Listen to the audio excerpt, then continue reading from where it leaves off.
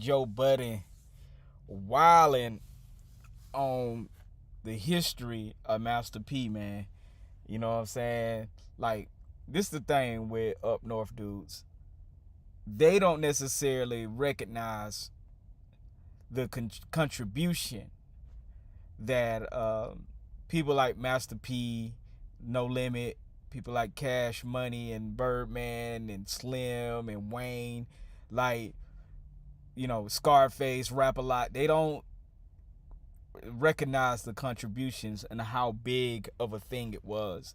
Matter of fact, the contributions were so big that New York and up north wanted to emulate the hustle.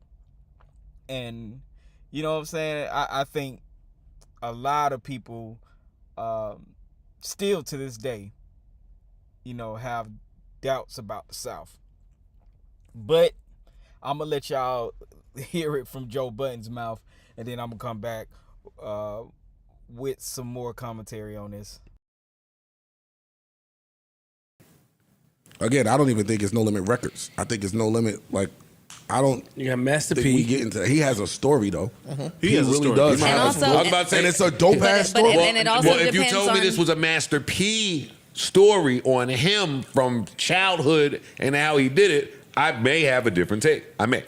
I think that that's what Ice's point is. I think that that's the way it's going to start, is showing the development of how Master P came to be him. And then later on is when the acts, it get picked up for season 2. It's just like 3, Wu-Tang, 4. like just like Wu-Tang. A lot of people don't know about that Prince Rakim and the record. They don't know that. True. But that was season what, 1? Yeah. You know what I'm saying? It didn't get to season 2. I think ended with, or season 2 was 36 Chambers, right? Yeah. Wasn't Snoop down with No Limit at one Yes. point? Yeah. And Snoop tells the story to this day of how P saved his life. P changed his life. He credits all that shit to P. You don't think C Murder I don't story? see it. You don't Nah, think I don't I'm see. asking you. I don't see it. I'm See telling you. Murder neither? I don't see it. I don't see the care from the public. I don't want to. I don't want to keep talking about it, make it sound like I'm saying something bad. But I don't see it. All right, cool. What network is this coming on? That'll let And me know. that's That'll gonna let me say a know lot. the ratings expectations. That's gonna say a lot. And then I could look at it different. It's gonna be on his own Or let network. you know so If where this is one on track. Zeus, then I take all of this back.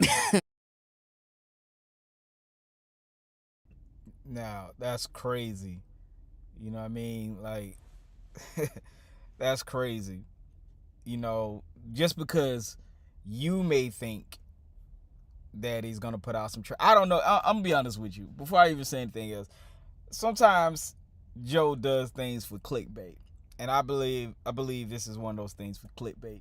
I mean, don't disrespect the legacy of the South because you think that it won't sell. The same thing could have been said about Wu-Tang.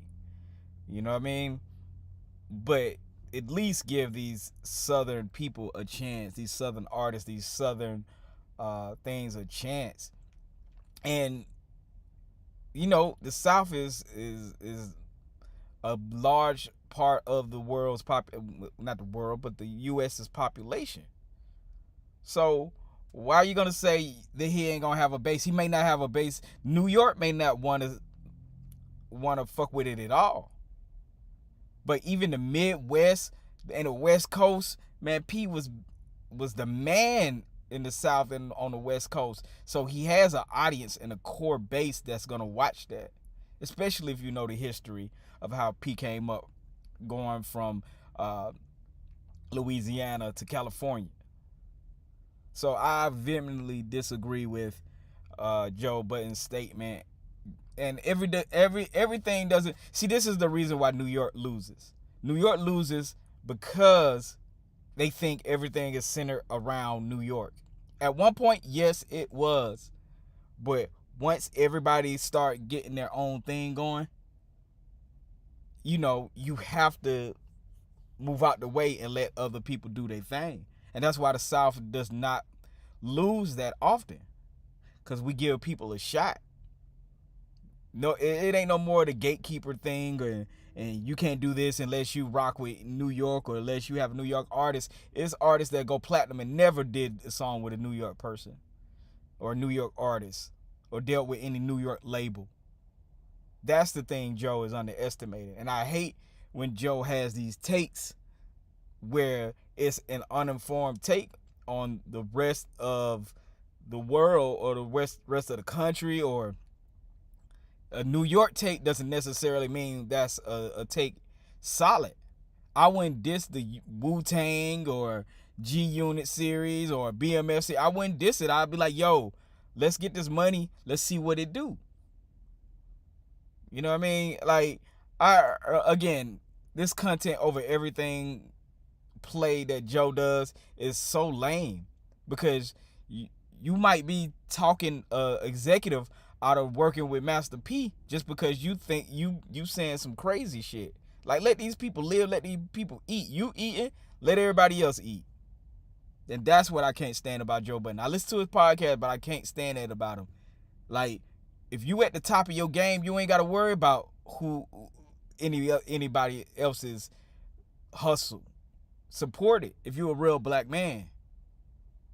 But I like, Master P has been around for a long time. Yes, he did some good things, he did some bad things, but overall, it's a legacy that you can't fuck with. And that's my bottom line. I don't know, I went off on a tangent, but I meant to be more funny.